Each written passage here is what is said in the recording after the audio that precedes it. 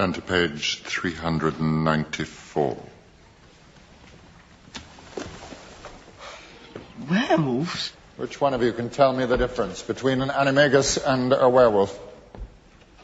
No one. How disappointing. Please, sir. An animagus is a wizard who elects to turn into an animal. A werewolf has no choice. Oh! Thank you, Mr. Malfoy. That is the second time you've spoken out of turn, Miss Granger. Are you incapable of restraining yourself, or do you take pride in being an insufferable know-it-all? As an antidote to your ignorance, and on my desk by Monday morning, 2 rolls of parchment on the werewolf, with particular emphasis on recognizing it. Sir, it's Quidditch tomorrow. Then I suggest you take extra care, Mr. Potter. Loss of limb will not excuse you. Page 394. All aboard the Mothership, USA Today's Geek Culture Podcast. Thank you for joining us. Don't forget, new episodes every Friday on SoundCloud, Stitcher, and iTunes. And a lot of the stuff that we talk about here you can read on life.usatoday.com, excuse me, tech.usatoday.com, and entertainthis.usatoday.com. This week has kind of leveled the crew of the Mothership. I'm Brett Molina at Brett Molina23 on Twitter, and everybody else is off this week. Between Oscar nominations and the Golden Globes and a really rough week for celebrity deaths. That's right. Really tragic. So they've been floored right now. So I am piloting this solo with a special guest. Senior multimedia producer Shannon Ray Green. Thank you so much for joining us. Yeah, I'm thrilled to be here. And we'll explain why she's here in a second. But let's dive right into, I guess, the main topic, which is Alan Rickman, who died earlier this week at the age of 69 to cancer. One of 2 really high-profile celebrity deaths, along with David Bowie. And for the exact same, he died from the same disease at the same age. Yeah, it's horrible. Yeah.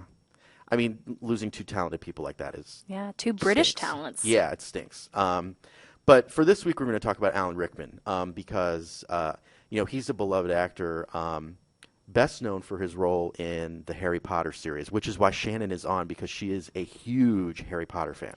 Basically, if anyone brings up the word Harry Potter, I'm just like, oh, do you need me to talk about it? Like, can I jump over people, elbow them out of the way to talk about this thing that I've loved since I was a young child? So when you first heard Alan Rickman died, what was your immediate reaction? Well, just that my friends who also love Harry Potter as much as I do, like I have a cousin who's just as obsessed with the series as I am, and I wanted to give her a call or text her to talk about the fact that one of the beloved characters that really brought this professor that we learned about in a book to complete life for us in the movies, that actor was gone. It's horrible. So yeah, that's what I thought about. It's just I was thinking I'm going to see a lot of Facebook posts of friends who love the Harry Potter series as much as I do, mourning the loss of Severus Snape. Mm-hmm. Now, one of the things about Alan Rickman's passing is, like, for millennials, it's like a really huge moment because, they grew up with Harry Potter. That's right. And I was thinking back to, like, that first celebrity death that happens and it's kind of a piece of your childhood taken away. Because, for me, Christopher Reeve dying was that first death where it's like, I grew up with the Superman movies, and so he's always been my Superman, and that's how it always is. So I remember when he passed, it was like a total stomach punch. But yes, would you say that for you, Alan Rickman is kind of like that too? I think you're right. Maybe I haven't come to that realization yet, but I do think that might be why I am so sad about it. Because when I remember J.K. Rowling said the best thing that a fan ever said to her was that she is her childhood, not just her books, but so J.K. Rowling's the author of Harry Potter. And so I think it's true. Yeah. These characters are a really big part of my childhood. And when I close my eyes, and think of the characters, I picture the actors in the movies because they did it so well. Maybe if I hated it, I would think of my own vision of them from the book, but, so it makes me feel really old that that someone that I thought would just live forever has now passed away. And obviously he passed away at a terribly young age. Absolutely. So it's really horrible that he's gone. But yeah, I've been seeing so many of my friends who really also kind of grew up with Harry Potter books share about it. Mm-hmm. Now, I didn't grow up with Harry Potter. I still need to see the Harry Potter movies and read the books for that matter.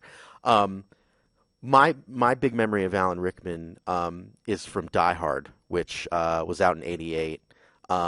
Very popular action movie starring Bruce Willis, and Alan Rickman played the villain, Hans Gruber. Mr. August. Are you still there? Yeah, I'm still here. Unless you want to open the front door for me. No, I'm afraid not. But you have me at a loss. You know my name, but who are you? Just another American who saw too many movies as a child?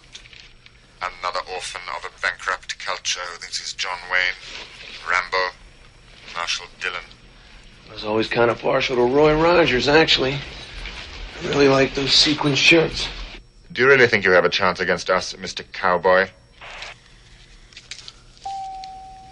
Yippee-ki-yay, mother... Oh my gosh, that scene is so awesome. So that was Rickman as Hans Gruber. You know, I don't know if he's like this in Harry Potter, but at least with this role, he was very calculating and methodical, and that's the kind of villain he handled so very well, and that's why I think this villain in Die Hard was so very memorable. What's interesting too is this was his first movie. Oh wow! He had done some. He had done some TV before that, but this was his first real big role, That's and great. I mean, he knocked it out of the park. It's like Yeah. he's like a classic action movie villain, you know. Yeah. I think a lot of people that grew up with Die Hard know Hans Gruber right away. Oh, totally. I mean, those are the two names I've been seeing people invoke the most and post, mentioning how sad it is that he's gone, is Hans Gruber and Severus Snape. Yeah. And it was funny. I was coming across, someone on Twitter had posted this interesting anecdote related to Die Hard. Spoiler alert, at the end of the movie he dies. But there's a scene where Alan Rickman has Bruce Willis's wife held hostage, and they're going back and forth. And he mentioned, he's like, "What's that thing you say, yippee-ki-yay?" And they both are laughing. And Bruce Willis is laughing, and the whole time he's got a gun behind his back. And so at the end of the scene, he shoots Hans Gruber and his henchmen. And conveniently, Hans Gruber's standing by this big window. So, he does that typical, I've been shot, I'm stumbling back, and then I fall through the window. And, they show Bruce Willis and his wife trying to grab him and kind of keep him alive, and he falls out of their grip. Oh, my gosh. So the anecdote was that, Alan Rickman and producers had talked about he would fall 25 feet onto this, like, inflatable thing. And so they agreed, Alan Rickman agreed that, they'd count to 3 and then they drop him. The producers thought they'd get a better reaction if they just let him go at 1, and he didn't know this. So they get to 1 and they drop him. If you see the clip and you see his face, it's priceless. Oh my gosh! Basically, they were trying to get a really shocked reaction out of him, and it worked really well. And that's awesome. the trouble with playing these audio clips, is that really I encourage listeners to go see the expressions on his face, because he's just masterful at that. Oh yeah, absolutely. He's really good at delivering a lot with his face and a lot of his facial expressions. Absolutely. Because you can see that cold, calculating, menacing vibe from him completely in his face, and it's amazing because it's just so subtle, but also in your face. I don't know how it does that. No, it is. Another example of that, and this gets to the next clip. By the way, this is a movie I haven't seen yet. I don't think Shannon's seen it either, but it got a lot of mentions too when I saw a lot of people talking about Alan Rickman. That's Galaxy Quest. And the setup to the movie is, this is kind of a parody of Star Trek, in that it's these actors that are in this sci-fi show and kind of following them, and it's a spoof. And Alan Rickman's character is this classic actor, and he kind of has a look almost like a Klingon, but he has this classic catchphrase by Grabthar's hammer. And there's this really cool long YouTube video where people, he keeps saying the quote, and other fans are coming up to him and saying it, and you can tell he hates saying this thing. He's done. He looks so entirely bored. But there's a scene where it looks like he's opening up kind of like a value store of some kind, and he has to say the phrase as part of the opening. But here's the very short clip of it. By Grabthar's hammer. What a savings. Now, the best part of that is his face the whole time. He just looks like he's so agitated. Like, I don't want to be here right now saying this quote. I hate this. And that was the beauty of Alan Rickman, is that, not just delivering the lines, but just the way he expressed himself. You knew exactly what he was feeling in that character at that time. His pacing, too. Yeah.